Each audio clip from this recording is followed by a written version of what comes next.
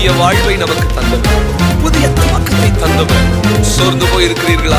இப்பொழுதே கர்த்தர் உங்களுக்கு புதிய காரியங்களை செய்கிறார். கடந்த ஆண்டு முழுவதும் நம்மை உண்மையாய் நடத்தினவர் இந்த புதிய ஆண்டை நமக்கு தந்திருக்கிறாரே. சேர்ந்து பாடுவோமா?